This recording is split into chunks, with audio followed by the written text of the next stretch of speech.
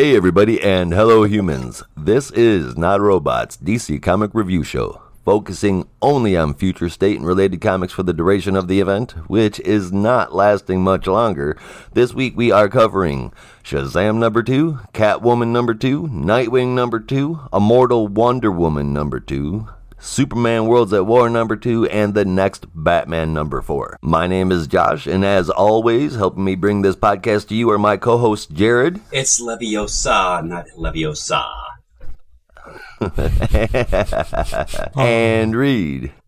Cowabunga, my dudes. We summarize, analyze, and editorialize every issue we cover and strive to keep it all about the content with no publisher influence. We are on Twitter at Not a Robot Show. Reed is at PGH_Reed. And Jared is at HoneyBadger_Bot. We all, of course, answer show mail sent to notarobotpodcasts@gmail.com. Now, the next part is dedicated to those that help support us with their hard-earned money, but that's not the only way that you can.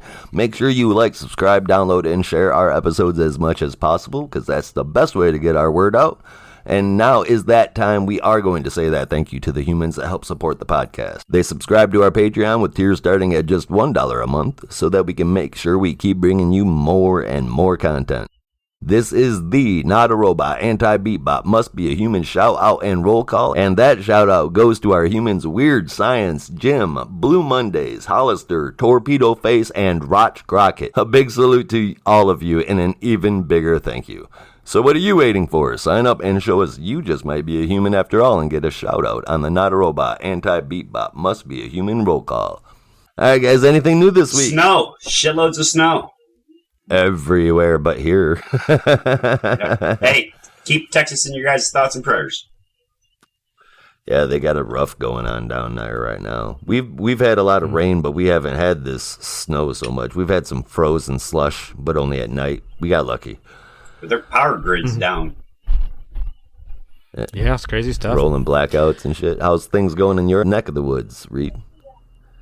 Well, speaking of ice, I just watched that new Mortal Kombat trailer, y'all. That stuff is buck wild. It looks dumb as hell, but I can't wait to see it. If they were to... There's a moment where Jax gets his arms frozen, and then my dude like breaks his own arms off. Yeah. Que magnifique. I saw it get shared in Slack. I haven't watched it yet. It's been a busy day, but I can't wait to get my eyes on it now for sure. It's not going to be Shakespeare. Definitely check out the Red Band trailer. No. Yes, definitely Red Band's always better. Oh, for sure. Yeah, you got to watch the Red Band trailer. This is like a hard R. Yeah, I can imagine it is. They're bringing back Mortal Kombat in style, right? There you go. Yeah, man, I've got to say, as we're getting closer to wrapping up Future State, I'm both excited and nervous at the same time for Infinite Frontier. For the most part, the Future State stories have been really good. Some have even been excellent. I hope DC can pull off this kind of success as far as storytelling goes after the end of Future State, which is just next week. Fingers crossed that for everybody, and fingers crossed that this week's stories continue the Future State trend. Rita's going to take us through the first book we're going to cover this week, written by Tim Sheridan with art by Eduardo Pansica, Julio Fiera, and Marcelo Mialo, with lettering from Rob Lee and a cover from Bernard Chang and Mialo. We have Future State Shazam number 2.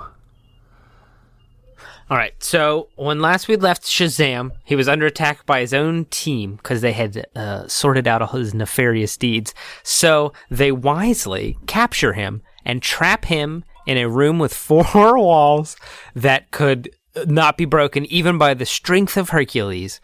And, I mean, so the 4 walls literally is a plot point, but we'll get to that, I guess, later. Mostly, this issue recaps the information learned in the final issue of the Teen Titans that Raven got possessed by all the riders of the Apocalypse, or the Horsemen of the Apocalypse, and then stuck in the Rock of Eternity. And what they didn't know, or kind of really don't understand, is that Shazam is no longer Billy in Shazam. It's just Shazam, like the powers of Shazam kind of doing their own biz, and it doesn't go great. No, it doesn't. Yeah, I thought it was pretty interesting that the devil Neron split Shazam and Billy, and then used the fact that Billy, you know, kind-hearted as he is, was no longer had the wisdom of Solomon. So that's why he was able to convince him that this plot was a good idea. to leave Billy trapped in hell to be tortured while Shazam went up to go do superhero stuff. The problem was that since it was a wisdomless Billy, the Shazam didn't have the guiding force, like the vision, literally, I guess, in this case, to guide the powers. So Neron substituted his vision, which made Shazam basically crazy and kill a bunch of people thinking they were demons and stuff. Not cool, man. Not cool. Yeah. So I mentioned that they have him trapped. Thorazine, relax. Relax. But literally in a moment, they're sitting there and they're like, well, we've got him trapped with four walls. Wait a minute. He can fly. And then he breaks out to the ceiling. That's kind of nuts. That's a little bit nuts in my opinion. But, hey, he's got to get out of there somehow. There's a quick interaction. There's a couple of big cameos here. We got like the Spectre. And then at the very end, we see Dead Man, who jumps out of the body he was in, the masked fedora man, and jumps into Shazam, to make him say the word and transfer the power back. But it swaps them. And unfortunately, Raven, the superpowered ultimate unkindness, I guess, whatever that is, she now has all the powers and gets out. I think the concept is cool. The art is great. I really enjoyed the art. It was really like thick, and the action was, I don't know, thick seems, I don't know how to say it other than that, but it was very like tangible, I guess, is different. Right. But even with the good art, and a cool concept, it doesn't really have that spark. It doesn't really go for me. So this one's just a comic book for me, y'all. It's 6.5 out of 10. 6.5 out of 10. All right, Jared, where were you at with it? Well, I liked the story. It was horrifying. Horrifyingly good. It was a roller coaster of emotion, seeing the great Shazam with all the qualities that you would hope to be inside of a hero, that strength, fall victim to Neron's trickery. Not just the fact that the Spectre shows up and gets killed, which, if you're a comic book fan, damn. That's crazy. Right?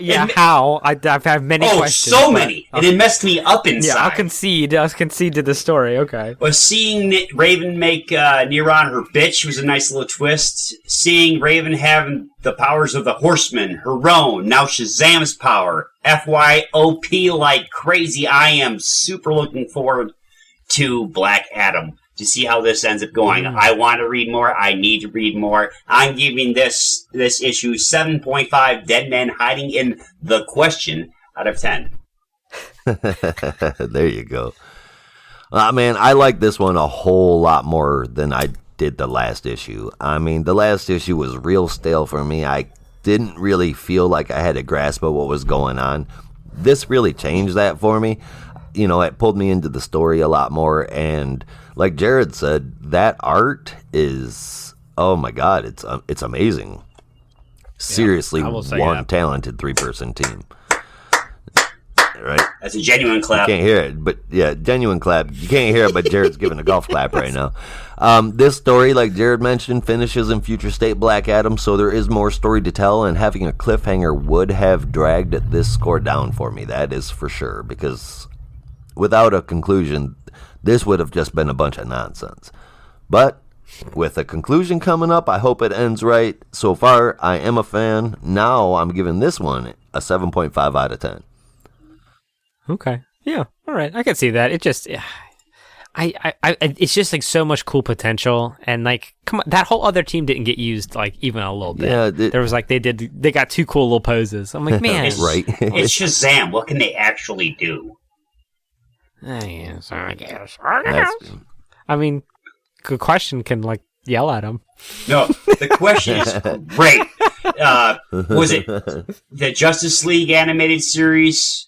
If you knew the true meaning or the true reason why Oslips were developed is sinister, mind-bogglingly. He's my favorite one of the Batman rogues that are unused. Victor Sage, the man. Preferred. All right, well, that one wraps up Shazam, the second title we're looking at, with a cover from Liam Sharp, written by Ram V, with inside art from Otto Schmidt and letters from Tom Napolitano. Here is Future State Catwoman number 2. Selena is in the biggest fight of her life in this issue. Aided by the strays and onomatopoeia, her original plan was to rescue all the people captured by the magistrate on this train. Last issue, she learned that Bruce was on the train too. Now, Talia works her way toward Bruce, rescues him, and they fight back towards the rear of the train where Selena is, and she's in there fighting for her life. As they make it to her, after being stabbed and rescued by onomatopoeia and then subsequently stabbed by the guy that's in charge of the things going on in the train there, they get there and she has a gun pointed to her head. She is beaten up pretty badly. When asked if she has any last words, she responds with "Batman lives," and Bruce takes that split second to attack. They rescue the kids, but Bruce leaves to join the resistance rather than going with Selena, so that Selena and her strays won't be hunted down as a result of searching for Bruce Wayne. Now, remember this, because he's got a point, because the magistrate announced that he was dead quite some time ago, so they would definitely want to cover up the fact that he's still alive. The art is great throughout the majority of this issue. There were some panels that gave me some almost Riley Rosmo vibes, and that bummed me out in the action panels. Definitely not meant as a compliment. Overall, though, it was really good. The story is great. It was done perfectly. This is so much better than the Catwoman that we get in another book this week. I wish that we had more issues of this coming to read, because even with the action panels dragging this one down for me, I am still giving it an 8.5 out of 10. Jared, what'd you think about it? Well, 3 pages in, I knew you were going to love it. It just screamed, oh my god, this is Josh's wet dream. The art was good, the story was good. Although not necessarily my kind of story, it did flow. I sort of enjoyed some of the action panels. Felt like it was a little forced, and they just wanted to fill some of the pages in order to have a decent-sized comic book before the arc ended. It had so much potential. I would consider checking out more. I only can give this 6 Bruce's weird beard out of 10, because I even had to stop and bring that comic book to my wife and child to show what the hell. Sick. That's funny. Look at it, he's got a weird beard. Hilarious. Well, here I am again. I like that weird. That's like one of my big takeaways from this whole issue is that Batbeard. The Batman look is dope. I really like scraggly Batman. He looks like if Batman was in like Samurai Jack universe. It's dope. Yeah. Into it. Yeah. See, here's a conundrum I'm in the middle of right now, Reed. We're doing with the kids. We've got 2 little ones, myself and my wife, and we are going to go out as DC superheroes for Halloween this year. My wife is going to be Wonder Woman with the movie outfit and then the black cloak that she wears in there. The kids have their outfits already picked out. My oldest is going to be Green Arrow. The youngest is going to be Superman. Mm-hmm. I'm kind of limited in what I can do because of the beard. I'm not going to shave it for a Halloween costume. That's just not going to happen. I shaved my head for freaking being Lex Luthor. It's Halloween, man. Live a little. It's just not happening. So my kid's already Green Arrow, and I can't think of any other legitimate superheroes that have a beard. Jon Stewart, but you lack the complexion. You've got quite, if you had a big bushy one, it might be different. I'll have to think on this. You've got a tight, I've got a well manicured mane there. So, it's a little closer than it's definitely not a Jason Momoa beard. No. Well, yeah, yeah. You know what? Here's what I would say. Maybe take if you got the facial hair in comics, a lot of times that denotes you got to take a walk on the wild side. You got to get into some of them bad guys. If not, that's not a bad idea. Elseworld characters. Something to think about. A lot of nefarious types. I could do an Elseworlds Batman. Beards. There you go. I could do a Batman, take the cape off, and put a trench coat on. I immediately went to was it Earth 19 Batman? I think it is, where it's everything's all steampunk and everything. Oh, Gotham by Gaslight. Yes. There you go. That's a good one. All right, Reed, what do you think of this one? Now that I got done interrupting you. No, it's cool. We were talking about Batbeards and stuff, so like it's fair game. I had a good time with this. I mean, Ram V always writes a real fun, kinetic story. You know, the objectives are always clear. You know and especially in these Catwoman stories, it's always really great to read these because here's the heist, here's what we have to do, here's the thing that can't go wrong. So then obviously that thing goes wrong, and then how do they get out of it? And that formula is great here. It really propels the action. The art, I think, does a great job. This not so much as impressive as the last outing. I thought looked amazing, and this one was like good. But I'm kind of spoiled on how cool the last one looked. Exactly. That being said, all the character designs are great. I really like all the little the side characters. Everybody gets a chance to have a moment in this one. So it was good for me. I really enjoyed this. I'm giving this one a 8 out of 10. All right. Something that I'm becoming to really, really appreciate about Ram V's writing style is that he doesn't have a writing style. It's just fantastic. We have him writing books like Catwoman, Future State, and Not, and those are some street-level, real gritty, super character-based storylines. And then we got him over in Justice League Dark, where, he doesn't ignore the characters. We've got progression, we've got development characters as well, but it's less that, and he gets into this big, huge, fantastical world. And then you've got his independent works like Blue and Green, which are awesome. I mean, he's so fast becoming one of my favorite writers. Love this guy. I can't recommend him enough. And enough gushing. From one Bat family member to another, our next issue has a cover from Yasmin Putri. It was written by Andrew Constant and has art from Nicola Scott and Ivan Placencia. And Wes Abbott did letters on Future State Nightwing number 2. Well, as usual with the cover and most of the Future State, the covers have been excellent. This one's really good. It's not great, but good. Nightwing and the next, thank God it's not fucking Bruce Batman, tag up against the Magistrate. I cannot stand Bruce. Having Nightwing use the phrase "the dynamic duo" was heartwarming, along with the next Batman saying that he's there to provide backup for Nightwing because Batman decides who needs help in Gotham. He does this without sounding like a tool. Over 80 years of Bruce, and we finally have a Batman who knows how to talk like he's got a good damn heart. Anyways. Peacekeeper 6 or 6,000, I don't know. I'm so sick and tired of having to read Peacekeeper and Magistrate because, my God, these...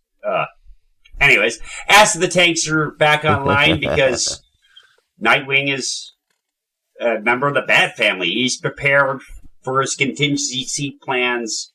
Third options to go wrong. So as he mentions quite a few times in this issue, he tinkers on things. Yes. Well, Dick is a great tinkerer, I guess. I don't know. That's actually an homage to Batman. Batman said. Has said that multiple times in his history in response to Dick. You see, where that's where you had the advantage of that, because I've read the offshoots of the Batman thing, but I detest Bruce Wayne so damn much that I'll read the Red Hood, I'll read Catwoman, I'll read Nightwing. Nah. Yeah. Speaking of Red Hood, that's the one costume that I was willing to go for all the way because of the beard. You have no idea what a good Red Hood costume costs. It's almost $600. Yeah, my dude, you just gotta get yourself some paper mache and a jacket. There you go. I'll have my people call your people. Get a motorcycle helmet. There you go. Done and done. Borrow buddies. Hey, you see my Deathstroke outfit? I got people that can do the cosplay thing downright. And by potential for the Scarecrow, if it would have arrived 2 weeks earlier, that would have been Scarecrow last year for Halloween. But oh no, that's good. Now you get to do the new Scarecrow. Yes, but I don't have a plague mask. But back to the Nightwing. He asked if the tanks are back online because Dick, being a planner, is taking out all of the magistrates' lovely toys with an EMP. He orders the attack after finding out that the tanks are back on, even though his soldiers are aside because nothing trumps stopping this scum. Before he can fire a second shot, a batarang hits him. The resistance is here, and it consists of Huntress, Batgirl, Talia, Ghoul, Oracle, Robin, Two-Face, Man-Bat, and Batwoman. That's quite a formidable team, and quite a mouthful. yeah, it is. And the art and the interpretation of all are really good. Two-Face kind of looks like a generic henchman, and I'm a big Harvey Dent fan, so I kind of feels like it's kind of a disservice to him, but I get that he's not the main protagonist here, so... No, but I get why his is bland. He's not tied to the superheroes. He's never had unlimited funding. He's always been I've going by what I've got kind of thing. Now there's been a few times for some reason that he's had a cult and he's done okay then, but for the most part, Two-Face just hasn't had that unlimited money to fund fund a suit, and he's never had one before. So of course he's going to look really basic. The one that I love is Oracle. Yes. Holy cow. That is the coolest Batgirl suit I have ever seen. And that I'm glad she finally got a chance to be Oracle as like a superhero too. Yeah. You know me what I mean? too. And There's not just no a green reason head. for the separation, man. It's really cool that way.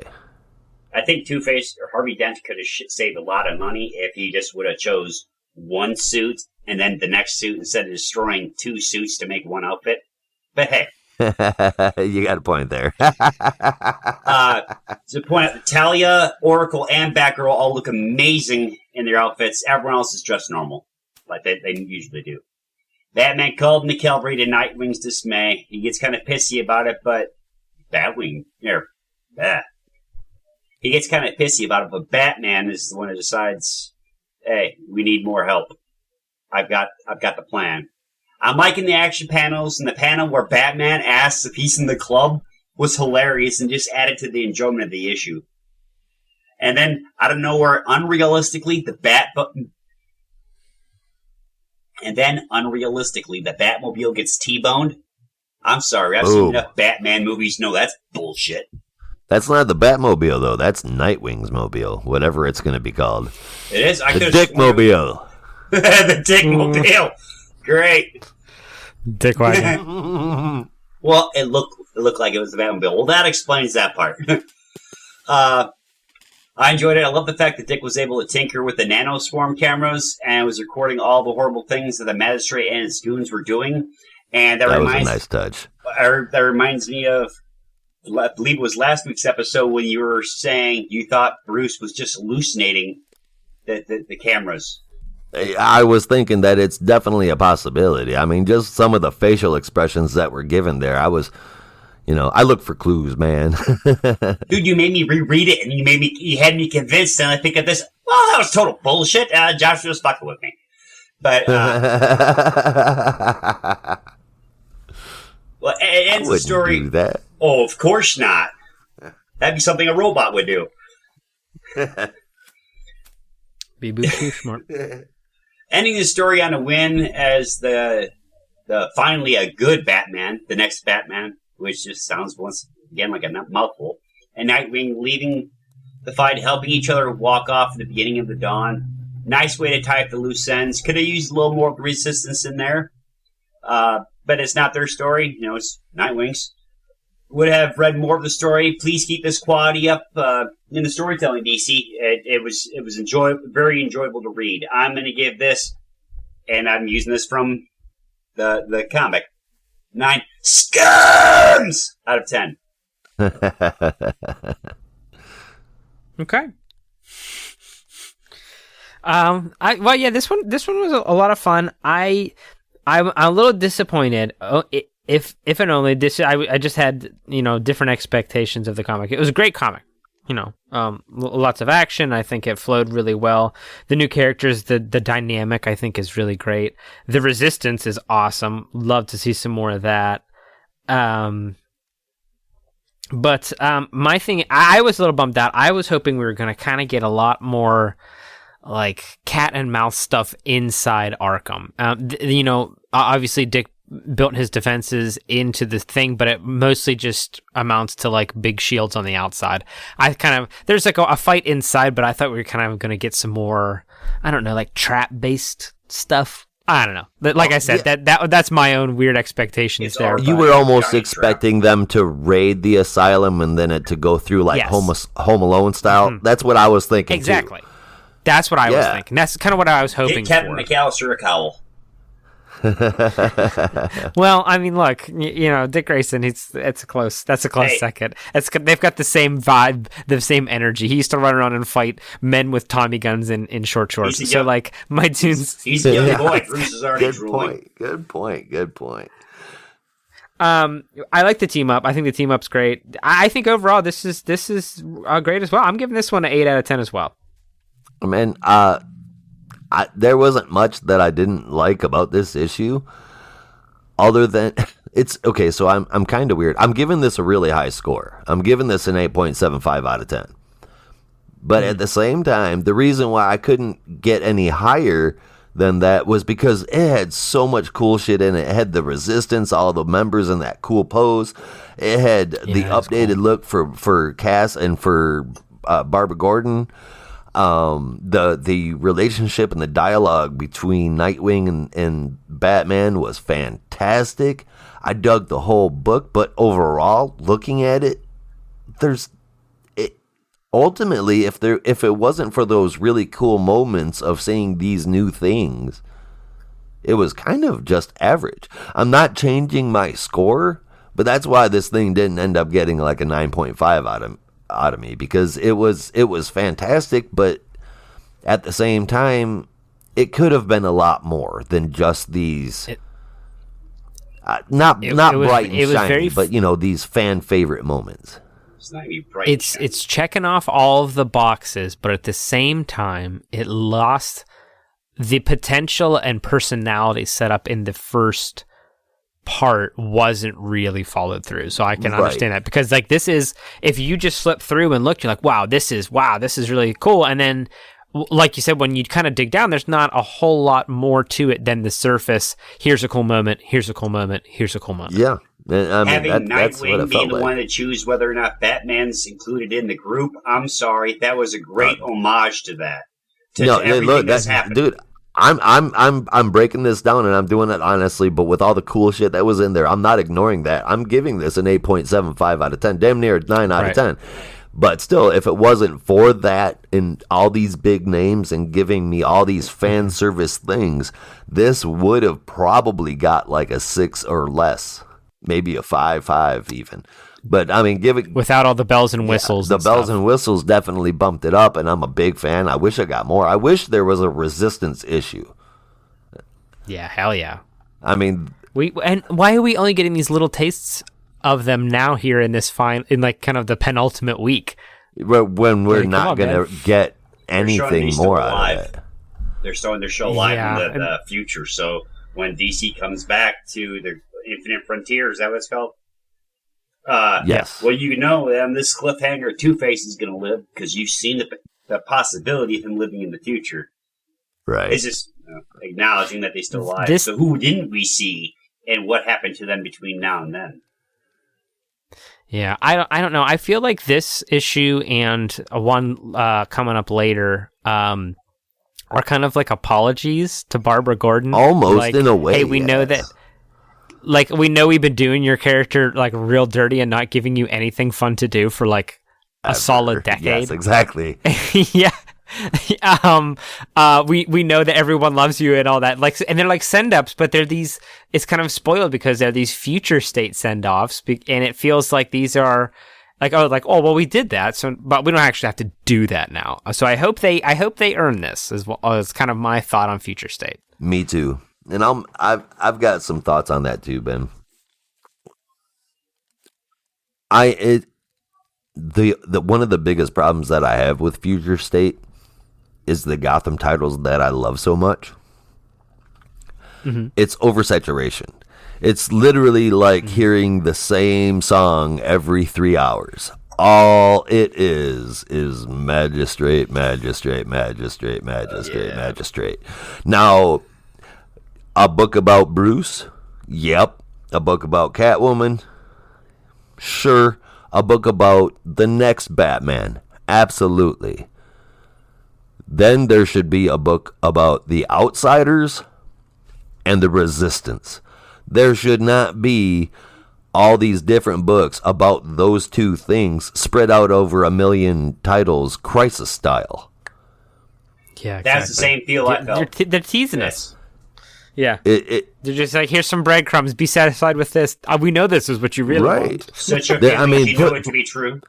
Put these characters together in an oversized issue once a month, and I would buy that for $7.99 as long as the stories were as good as what we've been getting. And the art stays up because the art has been phenomenal in the Bat family. Oh yeah, for sure, absolutely, top notch. I'm so curious about the numbers on Future State. I would love to I can't wait to see the sales numbers on it, man. I know. I would love to see the reaction and like how, this is very interesting. It's an interesting position to be in here. To track this kind of long term, to see they're kind of giving us, so they've used this as a giant focus group, but now we kind of gotten this glimpse behind the curtain of how they think and how they react to these things that they think that they believe we enjoy. Right. Some they made the deals before they even released them. Legion of Superheroes, for example, that was cleared to continue on after Future State with the same creative team before issue number 1 ever even hit the stands. And here's the kicker with Legion of Superheroes. They're not going to go back to the normal timeline. The last thing that ever came out of the rumor mill was that they were going to continue on in the future without the Legion of Superheroes. Pretty much, the Legion of Superheroes comic book is going to just be about the Legion of substitute superheroes. It's that 5G seems light. ridiculous. Well, it's 5G light. Everyone was throwing a big fit about 5G, and you know what? Some of them were hit and miss. And I cannot believe these words are coming out of my mouth. Most of the Bat family was a swing and a knock out of the park. The Magistrate, that was stupidest thing. I think it's really oversaturation. I think that like the idea, because I think the kind of pitch went out and like Magistrate, what do you guys think? And like, oh yeah, that's cool. And they're like, oh well, here's all of it. They had the opportunity to have the one thing that Bendis is good for. The only thing. Come up with some goofy ass names. We don't need Peacekeeper 1, 2, 3, 4, 95, 265, 2469. Who gives a shit? Fucking had that one be Tom. This one be Dick. This one be Harry. For the love of God. Well, it's Justice Imperion. It's anonymity. First Emperor. Like the Watchmen TV show where the cops wear masks. Yeah. I mean, I get the logic behind it, but I definitely do have the Magistrate fatigue.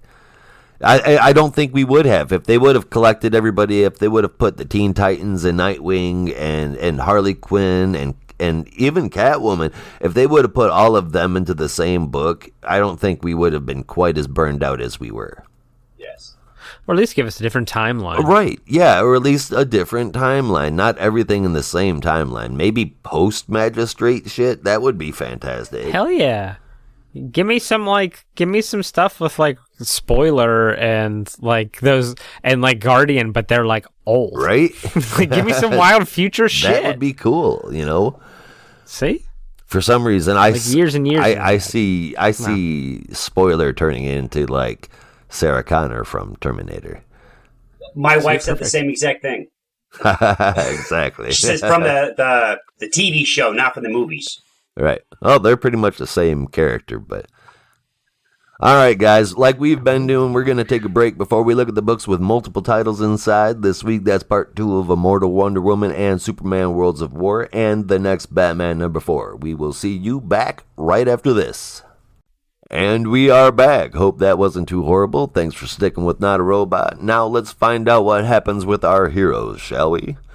The first book is the second parts of both Diana and Nubia's stories. Will Wonder Woman stay in the great beyond? Reed is going to let us know. Written by Becky Cloonan and Michael W. Conrad, with Jen Bartel on art and Pat Brozeau on letters. Here's Future State Immortal Wonder Woman number 2. All right, so this story opens with a forlorn Diana wandering the empty void of the cosmos at the end of time. It's apparently been eons since we last left her, but she's still doing the same old stuff, flying around the shapeless void, fleeing from the undoing, searching for any sign of life or, well, anything, really. There's a cool moment where she's flying around and sees the globe from the Daily Planet.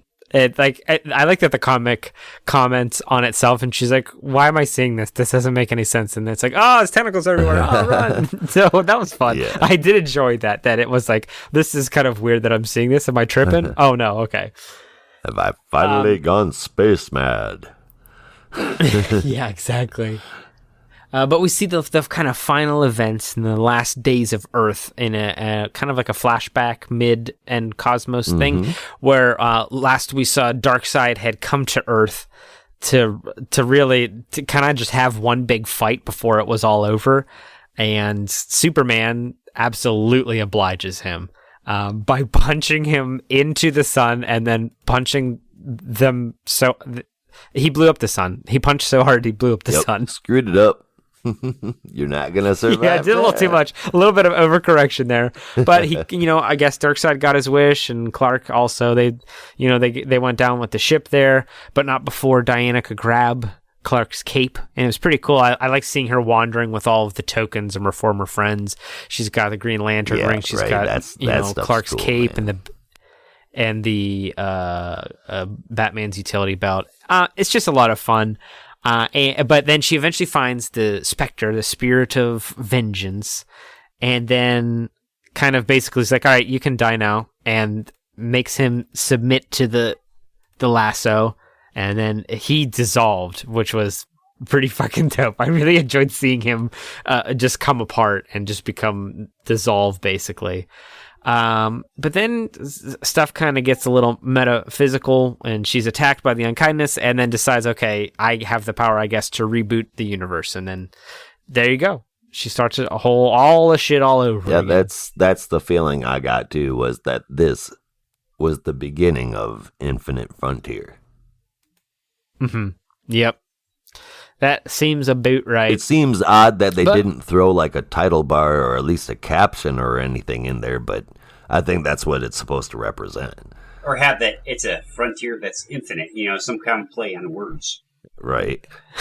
Yeah, something like that. But, there's not a lot of meat in the story. It looks great. It looks like some psychedelic kind of poster art for like an obscure anime you've never heard of. The scenes really with the action with Darkseid suffer a little bit again, but I think in this one they get a lot of opportunity. They just give her a lot of opportunity to just draw cool stuff, and she kind of accomplished that. Doesn't really look comic-y per se, but I enjoyed the style. What do you think about it, Jared? It's a very animated feel to the art, and it is working. Someone in DC, write that down. The art is great, but the story, although written so damn beautifully, was depressing as hell. Yeah, it was. Yeah, it was, man. A little bleak to be releasing in the mid-February, guys. Come on. It's just Valentine's Day. We don't need this shit. That pity party between the Spectre and the Wonder Woman on Brainiac's ship, followed by his demise, because with the lasso of truth on him, he's the spirit of vengeance. If there's nobody left to be vengeful, he has to accept that it's time for him. There's no reason for him anymore. He's got to move on. Exactly. Mm-hmm. And then it made me think, damn, is this Wonder Woman comic going to make my eyes watery? Yes. Yes, it is. Beautiful way to end up the story. True standing up round of applause. I enjoyed it from the first page to the second page. I love the fact that Diana became a constellation. Right. And oh, yeah, that's fun. I didn't notice that. So same thing happened with Orion. He's drawn as a constellation. I'm loving it. The art. There's nowhere you can really go with the story, so it's not like I pick up the next issue, because the next issue just be like stars. Look at that. Yeah, this is definitely the end of this Diana Prince's line. That's the end of everything right there. Yeah. Well, it's been the end of everything else for a very long time. everybody keep their Facebook friends or wherever social media you go on to, all the writers art and everything like that. Y'all keep in touch because DC's going to need you when Diana comes back around. All right, man. You're doing that. This art, okay, you guys might get me on this, but it's not normally my style, man. This is a very, very casual, easy to look at, comfortable view type of art, and it's, I don't know, the story sucked me right in. I am a huge Wonder Woman fan. Always have been. And it's, to see this, man, I was looking at this like it was a poem to both Diana Prince and what it means to be a hero. She was alone for what seemed like forever, and then she finally meets her end in like this most poetic way possible. All these little things. Yeah, the action scenes, like Reed said, they weren't stellar. They definitely could have been done better, but they weren't the focus of the story anyway. So They didn't need so much detail. The art didn't change. It stayed the course. And I think if we would have even tried to make those action scenes more detailed, it would have been kind of like a jarring experience, something I usually complain about in a comic book. So I'm like, I love what they had here, man. The art was gorgeous. The story was gorgeous. It was poetic. I loved it so much. That's about it for Diana, a Wonder Woman at her end. The next story is one of New Beginnings. Written by L.L. McKinney with an art team made up of Alita Martinez, Mark Morales, and Emilio Lopez with Becca Carey on lettering. Let's get into Nubia, who disappeared out of her aunt's office last issue. Grail was responsible, we find out, and now has Wonder Woman in chains. Using a mix of apocalyptic technology and Earth mysticism, Grail summons Circe, but only partially. She is tied to this necklace so that Grail can hold sway over her. She needs Circe to remove Wonder Woman's tiara because it's the 9th and final piece to be able to open to a doorway anywhere, anytime, any badass. Nubia is introduced to Circe, and her backstory is shared a bit. Through the narrative and the dialogue, we find out she's the abandoned half-sister of Diana Prince. That's something I already knew, but if you hadn't, at least you get this little bit to catch you up. It's also on this page that we get a Wonder Woman that tells Circe, fuck around and find out, in response to Circe's threat of killing her. Hell yeah. Circe does indeed fuck around, and she does indeed find out. Not only is Nubia already well worthy of the title of Wonder Woman, but the tiara she's wearing is actually the crown of an ancient queen. It's been imbued with the sorceress's collective power, this collection of magical women who her aunt is a part of. And this gives Wonder Woman more than enough power to break free of Circe's control. And that's something that Diana Prince has struggled with multiple times. So we're looking at a Wonder Woman here who now canonically is more badass than Diana Prince. It's done.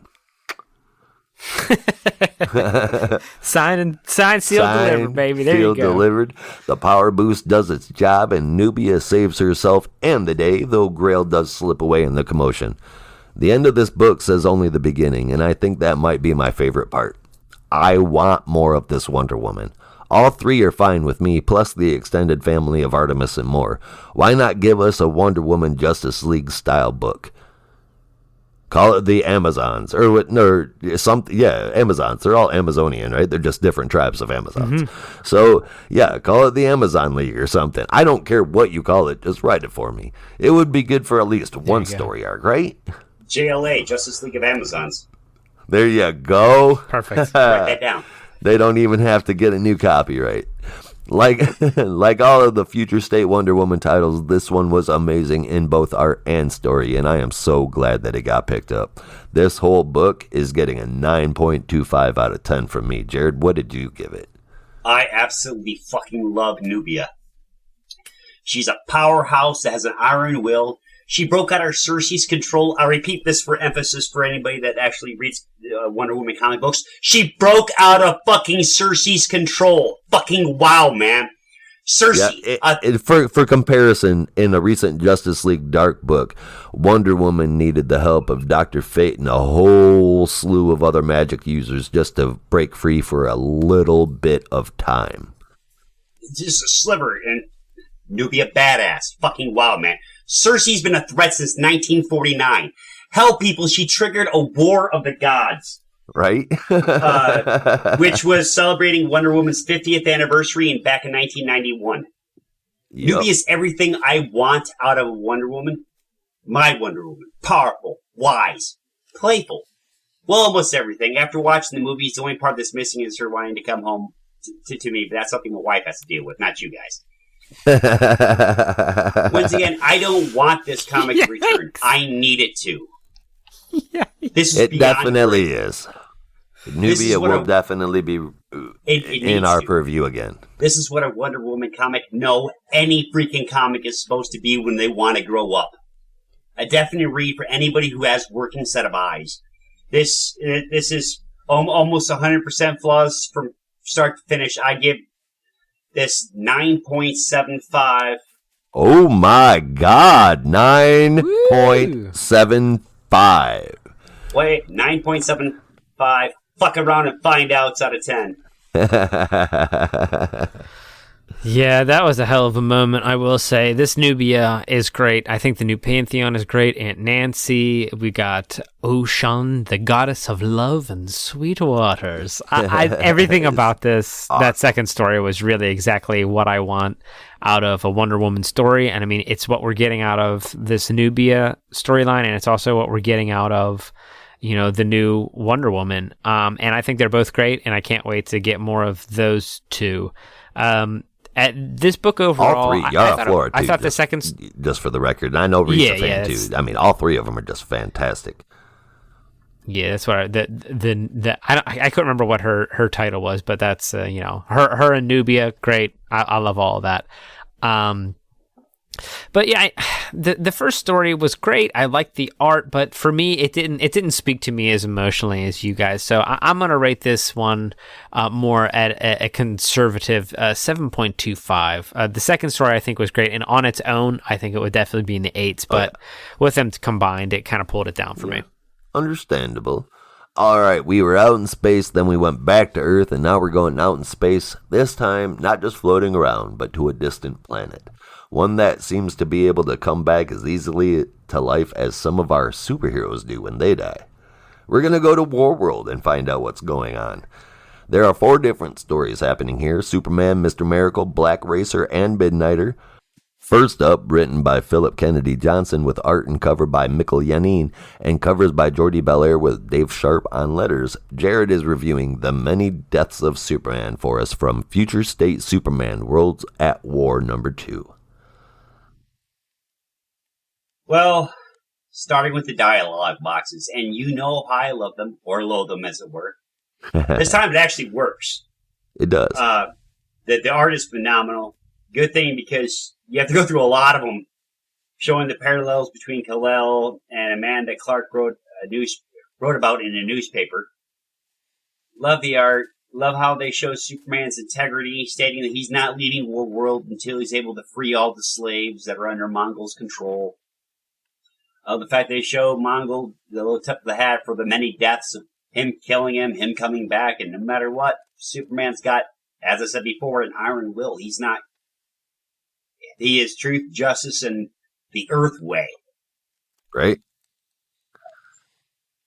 It said a whole lot of great, but not a lot of meaning. I get Superman as a model for control for someone who needs to control the writing. The art alone is not going to save the comic. Overall, the arc is leaving me super disappointed. My favorite scene is when the young lady from, I'm drawing a blank on her name, but the young lady from the prior issue that went to the young girl who says how Clark Kent saved her life. I'm not the government, but if I found out this alien deity is Sam Cola, if that's a secret identity, I'm going to wherever Sam Cola lived with a magnifying glass, metal detector, and everything. So that just, I'm disappointed in the way it has a lot of potential, but there's only so much you can do with being on Warworld. It's good for action sequences, which were phenomenal, but there's nothing really to take a bite out of. It's like eating cotton candy. Good for when you're reading it, but afterwards you're like, yeah, I'm hungry. Reed, what do you think about Superman? I like, yeah, I'm kind of with you on that. It looked great. All the Superman stuff, all the action scenes there were really cool. I like that Mongol is reviving him again and again and making him fight, but he won't like kill anybody. He used the sword, but he won't shed any blood. I would kind of like to see a little bit grittier Superman, but I know that ain't his vibe. Overall, I like that part, and I could really care less about the Earth stuff and the girl and all that. The text, I honestly, I'll be, you could skip the text, the dialogue boxes in this one and just look at the cool gladiator Superman, and it's okay. It's fine. Well, I mean, yeah, for me, man, it's more than fine. I mean, holy crap, guys. Every single page of this is so beautiful. I can almost feel Superman's anguish in the battle scene when he stabbed through that arm. That face, it's like he's screaming out in pain. You can feel it. The cover until the very last page of the book, I'm saying it's amazing. Can we clone Mikkel Yanin, please? Anyone? Looks amazing. Geneva Convention, we can't. Oh, dang it. Well, also, while the last issue felt boring because I wasn't really feeling the whole remind us who Clark Kent thing is, but the point, I think, was to contrast the two. Show us that this guy is actually two people in one. It's his secret identity, and he's the same person. There's not two of them, but he's shaped two distinct personalities out of them. We got a good look at the Clark Kent personality in the first issue, and this one we're looking at his character as Superman. Now, they really do have different roles to play in people's lives, and they've constantly done so. He can never really give up his secret identity because it's only just a facet of his character, the personality of Clark Kent. I think that this did a great job of painting a picture of Superman through the story of a civil rights leader / soldier, which is the big long story that we get through the dialogue boxes. And I really think that it was done wonderfully. I actually am looking forward to House of L now. I have a reason to. Otherwise, I would have felt just like a one-shot Super Family Future story, and that would have felt kind of blah to me. Not with this one, though, for sure. I have to argue one point. I don't think Clark Kent is his secret identity. I think Superman was, because your secret identity is... Yeah, truth enough. It's who you pretend to be out in front of everybody. Just like Batman's identity is Batman, it's not Bruce Wayne. It's that Clark is a farm boy that happens to have superpowers.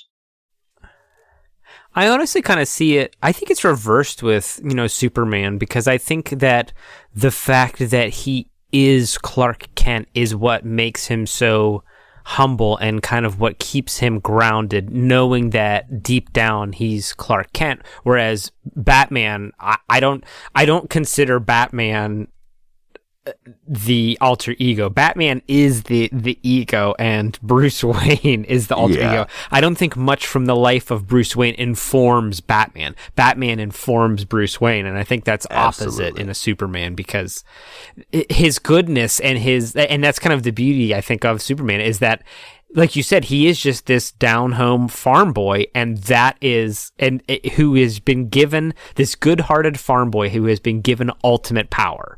And I think that's kind of like, what Superman is, and that you can't get the farm boy out of Superman. No, you guys are 100% correct, and you're right.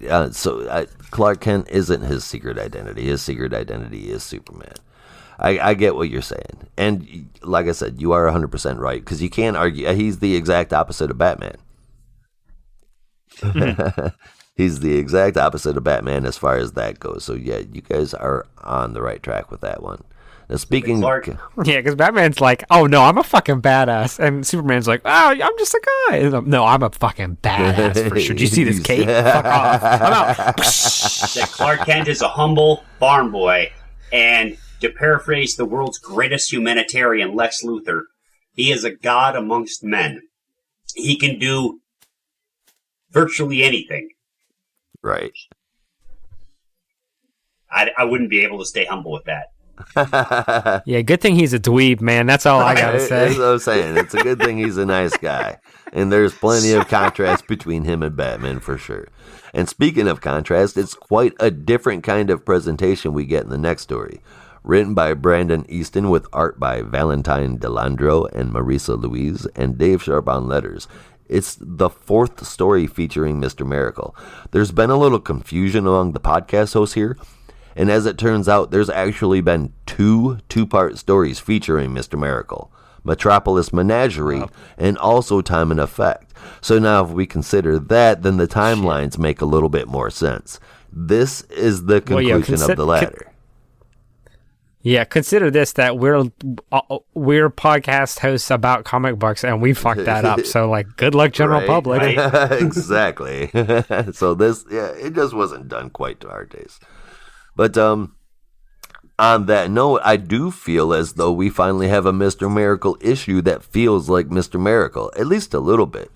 He's on Warworld and he's trying to send a distress signal out to Earth. The problem, sending a signal from Warworld is a little difficult to begin with because he's not exactly a native, meaning, well, they don't give him the warmest of welcomes. Second, time comes into play. In a weird chain of circumstances, Mr. Miracle aimed the message for the Fortress of Solitude, but actually sent the distress signal to himself in the previous issue. This is, of course, because John Kent happened to have the bottled city of Metropolis in the Fortress of Solitude at that time.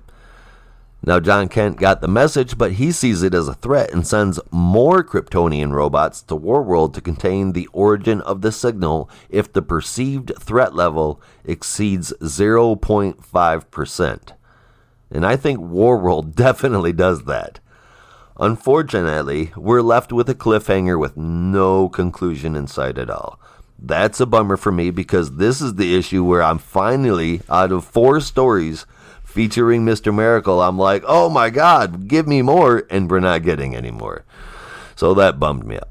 Other than that, I did enjoy this one all the way through. Reed, what did you think about Mr. Miracle?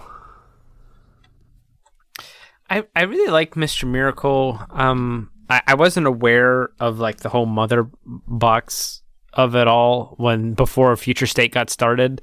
So I like this, this new iteration of Mr. Miracle. I think is pretty cool. But this suffered for me because I just found out that this wasn't a part of the other story that we were reading, and I did not really understand what the heck was going on. So I've been kind of blah on this one. It looks cool. I think, it's always fun to see Mr. Miracle around. But like you said, the fact that we all kind of knew from the very beginning this was kind of a dead end really put a stink on all of these arcs. I thought it was all right. If you're into Mr. Miracle, absolutely pick it up. If not, this is probably not going to do much for you. You're right there. Jared, what do you think about it? Well, I love Mr. Miracle. From days being trapped on Apocalypse to constant being able to escape, a living miracle. Right now, they need that because it'd be a miracle if the Argene could draw a damn face. Anyone, for the love of all that is holy, draw. I sort of enjoyed the time paradox of sending a message to himself in the past, but it's done sloppily. You can see where the temporal cause and effects cause those 2 different stories to technically become one. It's like John Connor sending a dude back in time to become his dad. Right? Mr. Miracle never really let me down, story-wise. And this is nothing but a massive bummer because they did not feel like Mr. Miracle. I was ecstatic, literally smiling ear to ear when my host Josh told me about Mr. Miracle getting his own little bit on Future State. Now I just want it to be in the past. I want Mr. Miracle to be a past state. They have ruined one of the characters for me, and they've ruined this character for me. It'd be honestly, if they keep up with this direction, it'd be a miracle I read a Mr. Miracle comic ever again. All right, well, so we weren't huge fans of that. So anybody up for going in a completely different direction? Say a super violent computer in his brain proto-Batman, for example? Written by Becky Cloonan and Michael W. Conrad with art from Michael A. Von Deming and Jordi Belair and letters from Travis Lanham. Reed's taking us through the end of Midnighter. All right. So the last one had a paradox. This one also has a paradox. But this one shows you how to do a paradox flawlessly. This book, I'm just going to gush a little bit. This is a lot of fun. This Midnighter character, he's kind of got some weird Deadpool healing snarky vibes, but I love it all the same. Midnighter is cool. He's got a gun. He's got a computer in his brain. Man, I'm telling you, I really hope that we get to see more and more of these guys. Yeah, the plot in this one, they face off. It's Midnighter and Apollo, but ups and ups, it's not actually Apollo. He shoots him in the face and I'm gonna say this is the whole stuff with Trojan. Who that's who it is, by the way. It's right. Trojan. He's inhabited a robot body. Now this is Turbo Future Trojan, 1 billion years in the future, and he's trying to take over now and turn everybody, upgrade everybody into robot bodies or whatever. Typical crazy person. Typical mad scientist shtick. Doing it for all our own good and things of that nature. So they have a fight. The dialogue and the banter here is witty and fun and like kind of firing on all cylinders. It's grotesque as Midnighter like pulls this guy's face off and in turn gets torn to pieces. There's some time antics. He gets old. He comes back. There's another Midnighter. It's fun. It's frenetic. And it was just a great story all in all. Eventually, Midnighter sends a message to himself that is the cause of the problem, and he just kind of kicks the can down to the road to the next generation. He's like, sorry, bud, you're stuck in a time loop. Figure it out, I guess. Perfect ending to a paradox story, and this is the perfect character for this story. Sure. They've got the tone, and I hope someone lets them make more of this. All right, Jared, where do you fall with it? Well, I loved it. Faux Paulo. Faux Paulo, I like it. There you go. Should have known better to piss off Midnighter. Right. Now, just a bad honestly, idea. Oh, it is a horrible idea. Trojan should have done his damn research. Reed hit it on the nail, man. This is a very super. This is Deadpool with a computer in his brain. Why are you doing that? Why are you doing that? That's that. He bit off the face of Faux Paulo and shoot it. He said he was an animal, so he had to prove. Midnighter's been around since February of '98, debuting in the Stormwatch Volume 2, Issue number 4. He is a heroic psychopath with an ultra instinct and a disdain for not being able to beat the hell out of whoever, whatever, whenever he wants to. Yep. To put it simply, he's Batman plus Moon Knight mashed together with super senses and a lot stronger than your average bat. If you're really wanting to piss him off, and I don't know, maybe you have a death wish or you're just fucking stupid, pretend to be his dead husband. What the fuck? Moron. And Trojan is supposed to be smarter than that. I love that you get to see Midnighter going completely apeshit violent on that piece of shit like Andre? Trojan. Andre Trojan. Yep. Yeah. Just for the record, Reed's right. He's from the very beginning of Future State. He's the dude that set up in Metropolis, and he's actually responsible for the development of brain cells. Brain cells, yeah, my man. The best part is the last page when we find out that the fun gets to continue.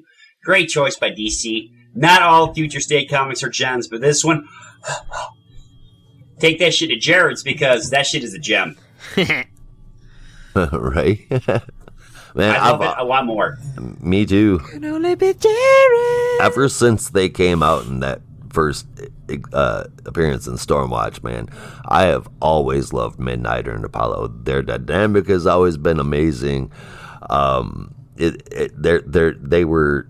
I couldn't believe that I loved two superhero characters that were such blatant ripoffs of some of my favorite superhero characters. And they were so great, man, because it was done great. This was a fantastic Midnighter story for what it was. They did a great job of voicing the character and the way he would handle things. And I'm super glad that Apollo turned out to be Trojan, because if that would have been Apollo, I would have been pissed. For real. Now Midnighter fights against Trojan through a never-ending villainous monologue. That sounds about right. It was a perfect tone. It was great. And the best part is that this isn't the end. It says continued in Action Comics 1029. Yes, that's great news to me. Now, the art was a little less than I was hoping for this time around, but ultimately it was a great story. Now, we're going to move from a character that has been around for a rather long time to the iteration of one that we met just weeks ago. The last story in this book is Black Racer, written by Jeremy Adams with art by Sia Ohm, and Hi-Fi with Gabriella Downey on letters. Jared, can you finish this one up for us? Black Racer. Sure. First, turning onto the page of Black Racer, it seems like Tron has some great original art. Oh, wait. It's called Black Racer. My bad. I don't know what I was thinking. Seriously, I did enjoy the book, and the look of Black Racer kind of feels like Tron meets Judge Dredd, but with the open face mask for most of the time. Right. And kind of enjoyed it. Black Racer is going through people that I have no idea who they are, but she's looking cool while she's doing it. I didn't get really invested in the story because I didn't know what the hell was going on. I mean, she looks awesome. I want to see more. All I took away from it is she can kick the shit out of, I don't know, Kermit and some robot douches. on Warworld, though, so they are not some weak person, and she has fought her way through this. She's on the rings of Warworld. She's not. Right. They're not on. It's like Saturn with rings. Well, yeah, she's not in the main area yet, but I mean, she fought her way there for sure. So she's earned her place at least where she's at so far. Yeah, I love that line. I come for everyone. So is what Black, because she compares herself to death. Yep. She says, I come for everyone. So is Black Racer a dirty whore or something? What the hell? Yeah, I like it. Yeah, I know. Jimmy, give that one a snip. No, but she is death. Black Racer is an incarnation of death itself. Yeah, well, at least the Black Racer I've been familiar with in Flash comics is. So I didn't know if this was another one with just using the same name, but okay, so there's two Black Racers, basically. There's the Black Racer that's in the Speed Force. Yes. All right. And then there's also the Black Racer from the New Gods.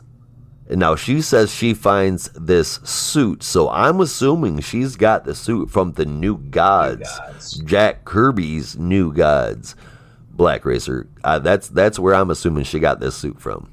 Because the other one is just like a spirit. You can't really, I mean, he doesn't really have a suit. You know, he's just a black-looking, scary-ass Flash. Yeah, I thought that wasn't there something in the last one about how they, she was, I don't know. I thought there was some sort of, they were trying to clone the Black Racer, and then she was the result or something. I don't know. I'll be making that up.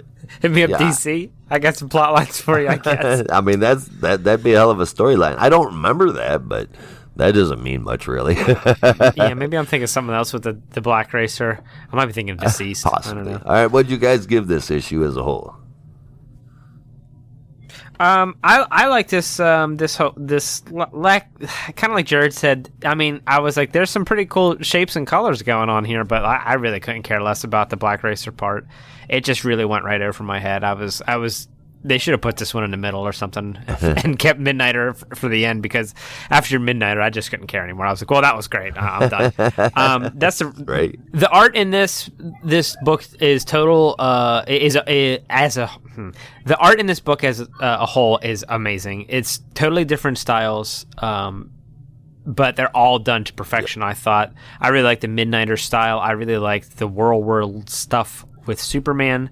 But overall, it was this was just kind of pretty pictures for me again. The art really elevates, though, so I'm giving this one a 7.25 out of 10. Jared, what'd you give this one? Okay, now I have two different scores.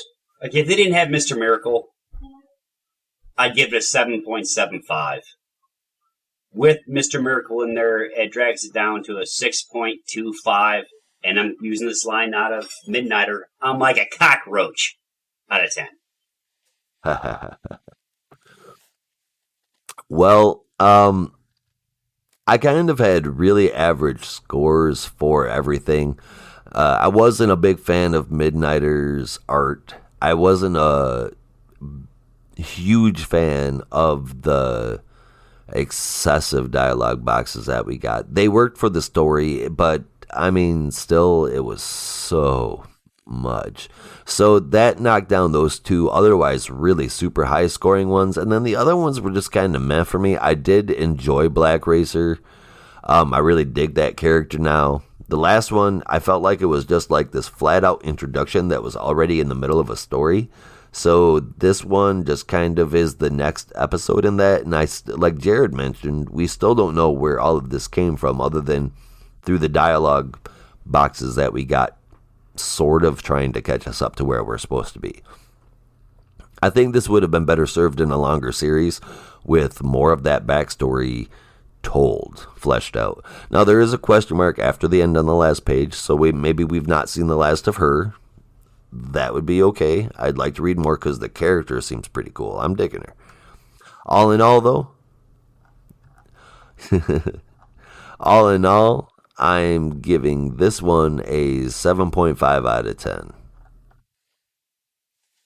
And I would definitely say that this one was a big improvement over the last issue that we got of The Worlds at War. I enjoyed this one more than that one for sure.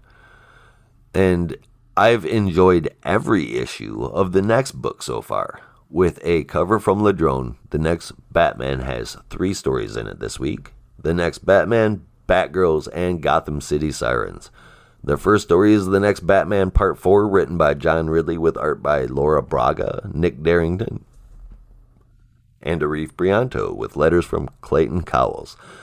We're at Next Batman number 4, and Part 4 starts out with Batman being strangled by the guy he saved from being executed. Of course, he gets himself free and continues on with the plan, which is to get them both to the police department so that the magistrate doesn't kill them on sight, but they still have to answer for their crimes, which was killing the man who hurt their little kid. First off, GCPD, yeah, that's a safe place. Right. Now they leave and the peacekeepers are hot on their tails. Batman hands out a couple weapons and the two help a bit to ditch the magistrate. The man takes the bomb he was given and jumps out of the car to finish off the peacekeeper so his wife would have a chance. It works and Batman delivers the woman to the precinct. He ends up dying, obviously. He blows himself up with a grenade. The detective was waiting for him to take... The detective that was waiting for him to take her into custody. She then asks if his suit is bulletproof. When he answers mostly, she shoots him, saying that's for when Montoya asks if she did her job. I thought that was great, man. Now the issue ends with Jace visiting his mom in the hospital. He's feeling a bit guilty because during the chase and evasion earlier, he had to sling a batarang at her. He lodged one in her shoulder, actually. Now he's saying that it's time that they focus on family. This story was called The Conclusion, and it even says the end on the last page. But I'm happy to remind people that the next Batman will have at least one more run after Future State. I'll be scooping that one up for sure, too. Art, story, everything. It was a really long 4-issue setup getting to know this next Batman, but we're talking about Batman here. It had to be handled like this or the masses would have revolted.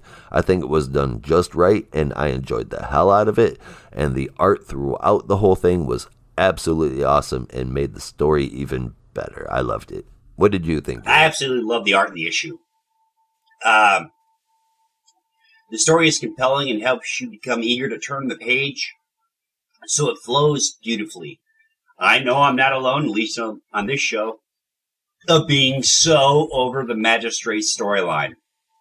I'm happy to hear that Fox is going to be given another run after the Future State, but listen to me, DC. This is the Batman you need to back, not Fox, not Wayne.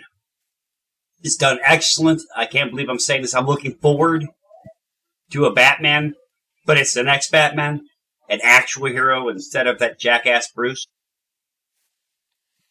And Reed, what do you think about it? Well, I think this is a really solid outing. And like you said, I think they've done a great job of setting up the next Batman as a solid hero and something that we're not going to get right away, but we are going to lead up to. And I'm very much looking forward to it. I think they've kind of nailed the formula here. It's compelling. Got the new Batman. These boys also mentioned the art's great. It's a really serviceable comic. It's a lot of fun, and it's solidly done. There you go. Well, that last story was about taking people to jail. In the next one, our characters are already there and trying to get out. Written by Vita Ayala with art by Aniki and Trish Mulvihill with Becca Carey on lettering. How does Batgirls conclude? Yeah, this one is so we are deep inside a prison here, and we've got two of our heroes working a scheme, and I really love. Yet again, this is another solid. Set out my goals, set out my expectations kind of what we're trying to do. We're freeing the prisoners. We've got a riot in one scene where they're distracting and pulling all the guards. And on the other side, we've got an infiltration as we're sneaking in to disarm the security system and free, the objective, as it were. And in this case, the objective is Oracle. We got Batgirl locked up. This comic really flowed for me. I love the structure of, they said through every panel it would say plus whatever to riot. So it was like a timing, and you were watching both sides of the event, the riot and the action scenes happening and the sneaking around, the infiltrating. That little clock part was really cool. It really added to the story. I thought that was cool as hell. Exactly. That's such a neat device, and it's fun to see that used in this kind of heist setup. It made it easier to follow the other scenes too. Exactly, because they didn't happen concurrently. Like it was kind of jumping around, but whenever you could see how long since the riot started it really helped map things out. Now there was a scene here that does not look so great for our boy Nightwing, where he basically says, "Screw everybody else. Just get Oracle out." And she says, no, that's not how we do things, my dude. Right. And then she's like, I love this. Oracle's like, give me the computer. They get her to a computer. She takes over everything, obviously. And I guess, now this part I'm not exactly sure on. So they free everybody and take all of... Now, was it just the folks that were helping them, or did they take over this whole prison? They took over the whole prison. Yeah, the whole prison. All the masks, heroes, villains, right, or associates. I believe they released all because. Yeah, because I just wasn't sure if they were like just helping the folks that were kind of helping them do the riot, or if they were like, no, we're doing a whole rehab, and that makes that's more on brand, and that's of words. Well, it seems very related, honestly, because we see some members of the Resistance. I don't know if we've seen this and I've just missed it, but like Two-Face is in the Resistance.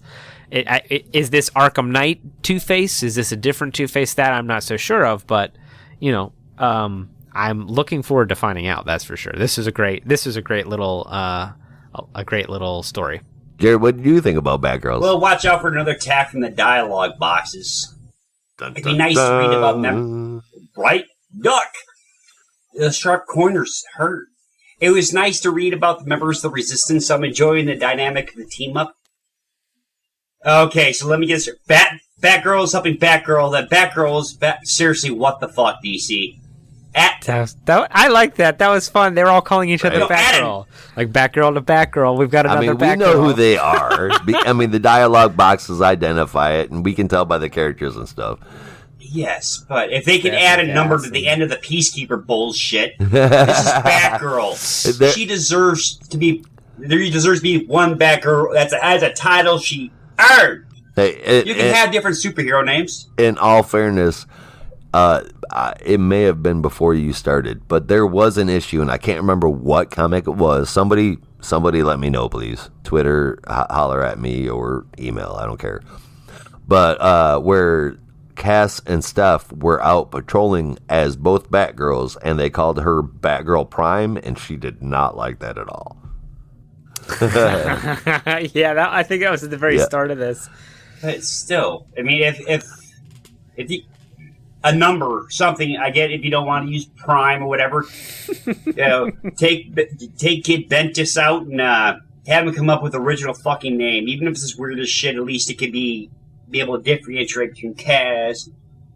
For the love of God. To be fair, it's a good story. The art was very detailed. I like the fact they concentrate on freeing the OG Batgirl, Barbara. Right. Oracle. And it was... Yes, but like... even if it's Oracle, that's still OG Batgirl. It's original. Yes, and I love seeing Dick and Barbara get back together after all the shit they've been going through. And I like it right at the end. Peacekeeper 1 shows up just in time to remind you he's an annoying fucking tool. Mm-hmm. Who really has a boner for the Bat family. And man, I'm going to drop this right here. I saw a piece of information that I can't say what it is. I can't say what it is, but I saw a piece of information. Sorry, man, but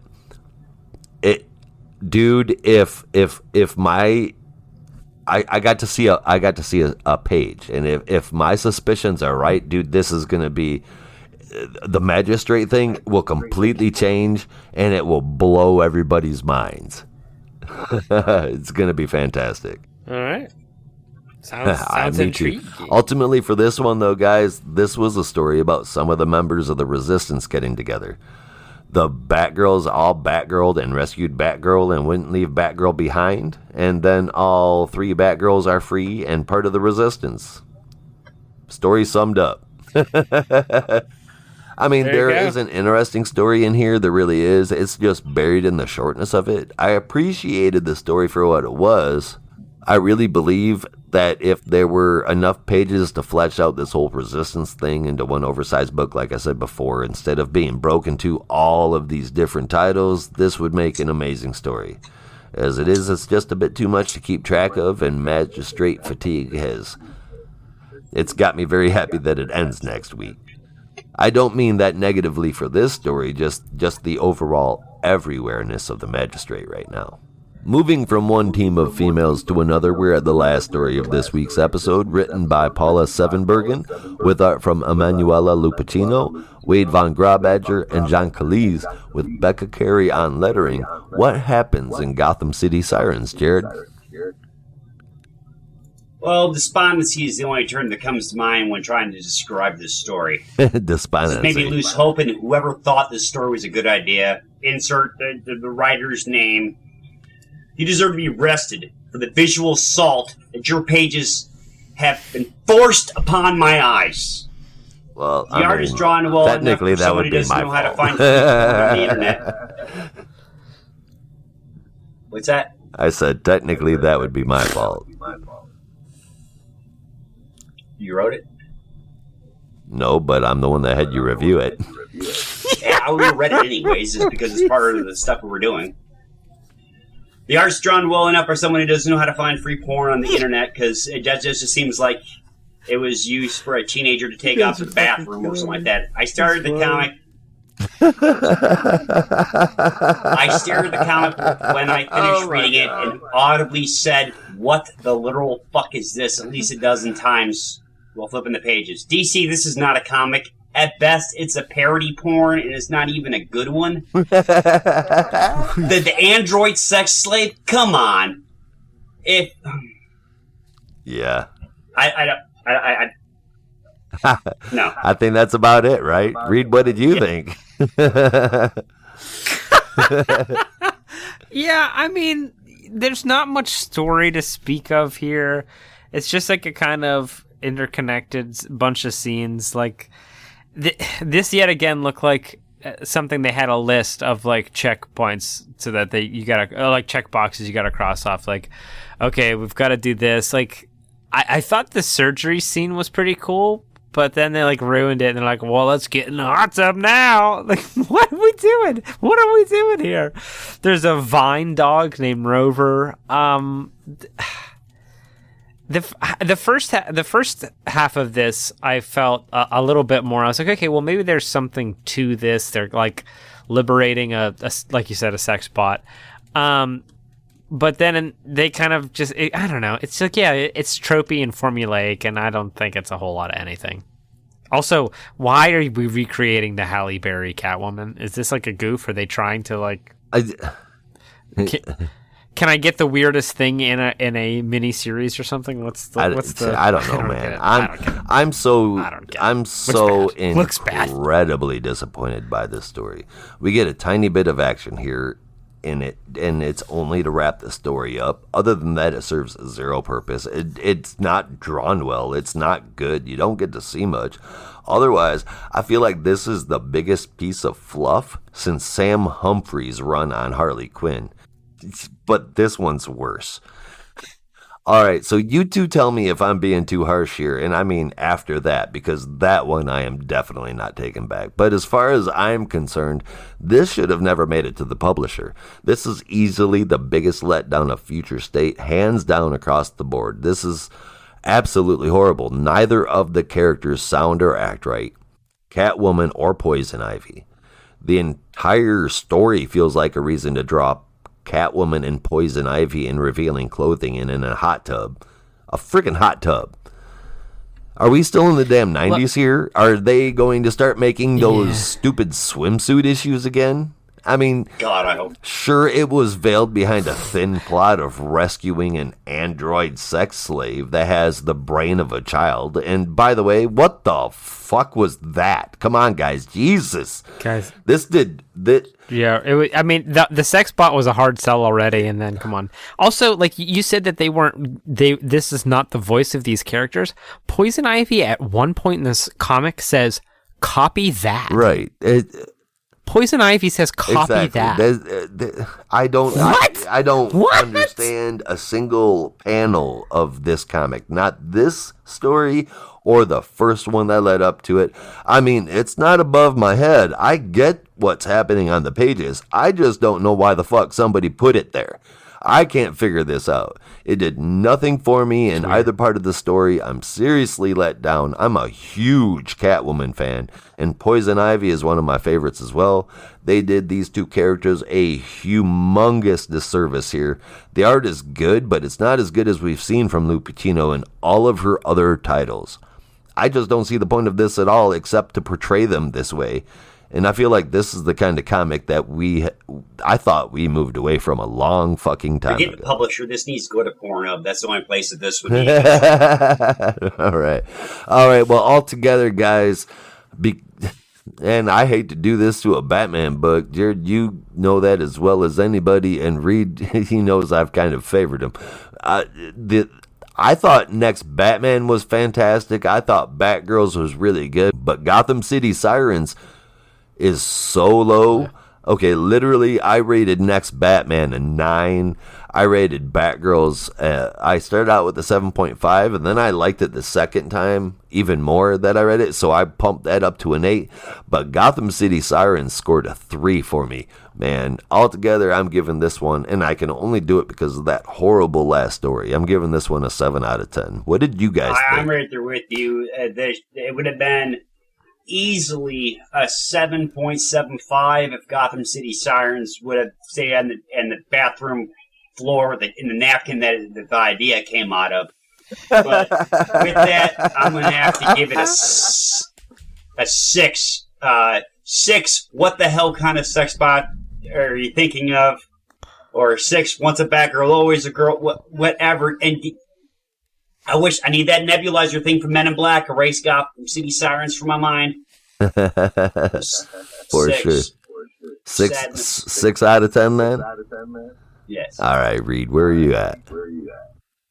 Pretty close. This one's getting a 0.5 bump solely because I thought the Batgirl story was so cool and kind of inventive. The blueprint scene was really cool. Sure. But yeah, 6.5 is as high as I can allow this. The other two stories are serviceable and pretty well done, but that's a real stinker. I probably would have been up a full point, but that brought it down, I think, probably a full point. Individually, I gave it a 3.5.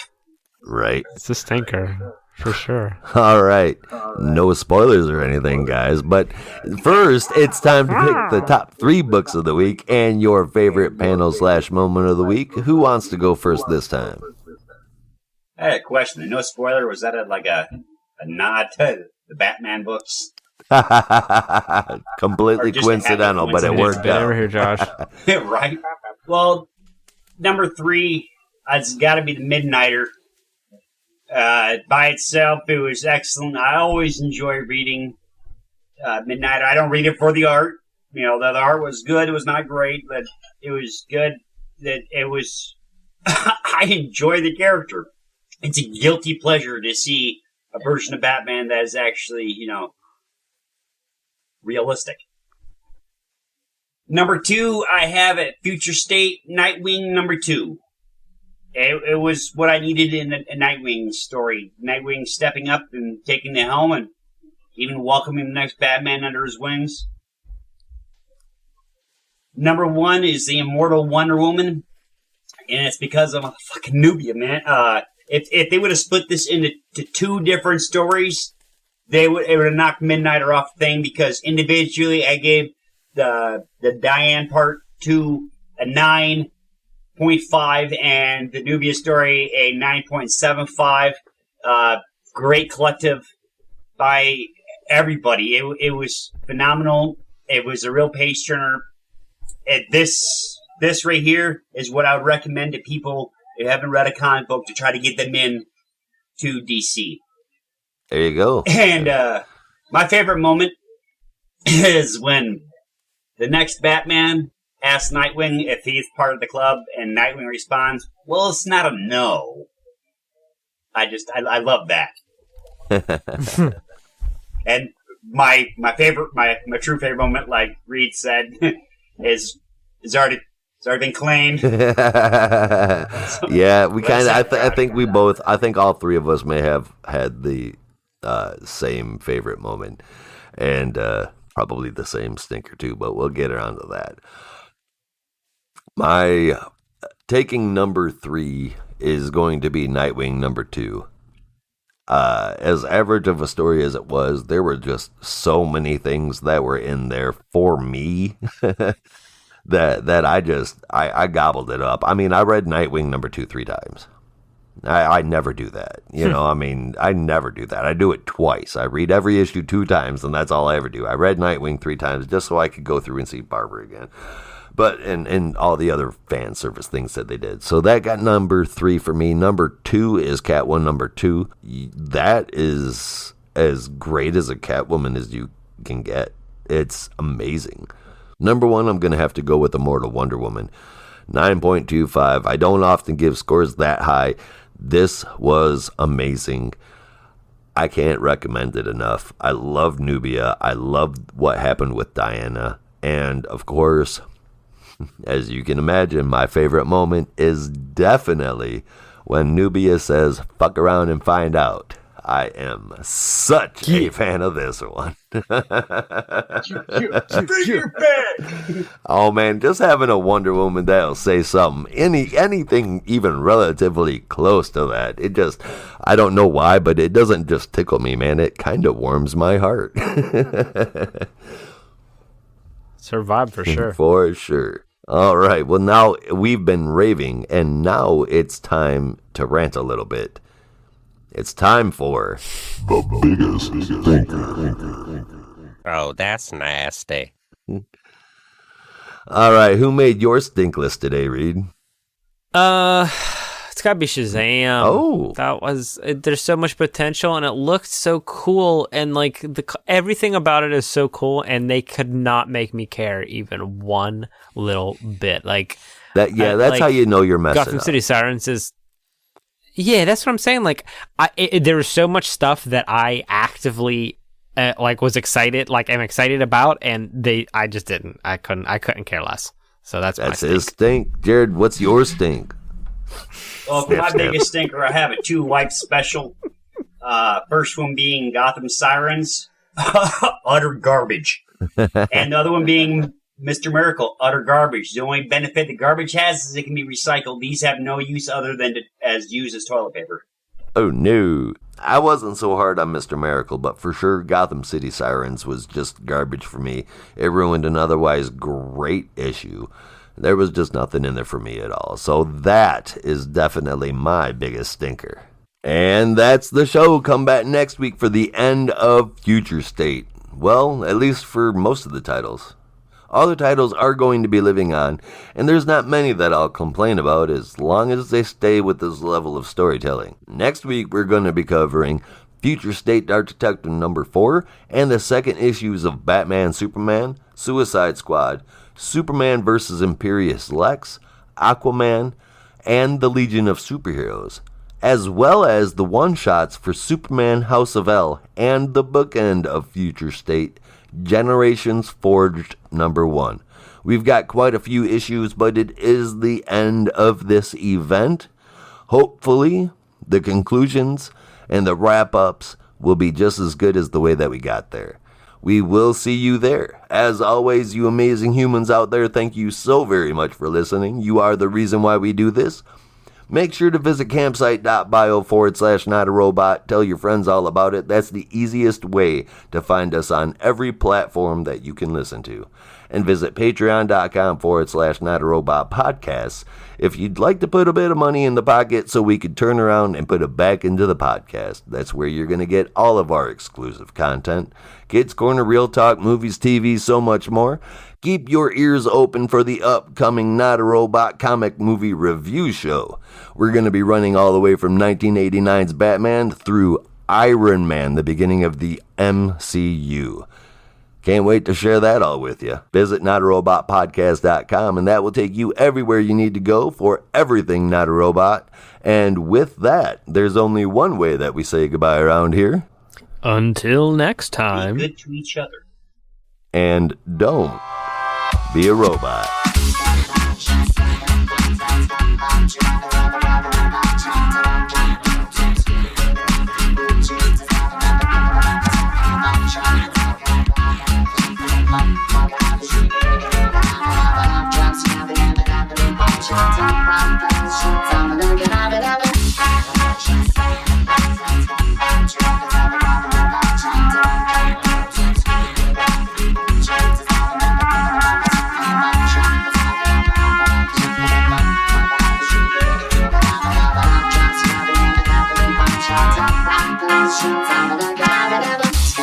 Just